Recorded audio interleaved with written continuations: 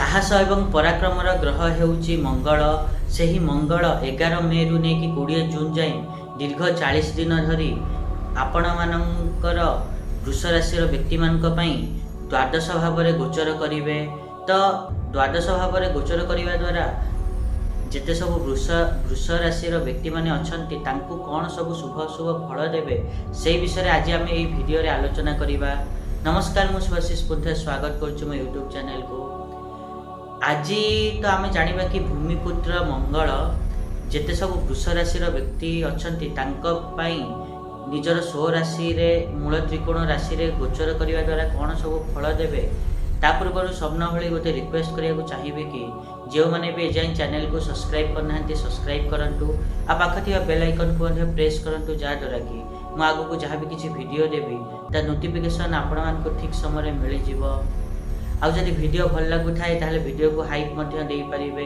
जोठी आपण माने like share करूचती ता साइड रे हाइप रो ऑप्शन मध्य अछि तो हाइप मध्य वीडियो को करि परिबे। जदि आमे वृष राशि कथा कहिबा ताहले वृष राशि रो व्यक्ति मानक पई मंगलंक गोचर जो हब 11 मे रु नेकी 20 जून मध्य रे सही गोचर द्वारा आपण मानकर वैवाहिक जीवन सुखमय हब। जदि बिजनेस पार्टनरशिप रे करूचंती ताहले मध्य पार्टनर को सहित संबंध भल रहिबो। जदि कोठी दूर यात्रा करूचंती ताहले मध्य यात्रा सुखमय रहिबो। किंतु आपण मानकर जो माने विरोधी अछंती शत्रु अछंती सी आपण को ईर्षा करि पारंती, आपण को मान सम्मान को तळे पकिया पई चेष्टा करि पारंती, ता सहित आपण मान को काम रे बाधा विघ्न मध्य सृष्टि करि पारंती। सेतिपाई आपण मान को निज शत्रु बा विरोधी मान को ऊपर सतर्क नजर रखिया को पड़िबो।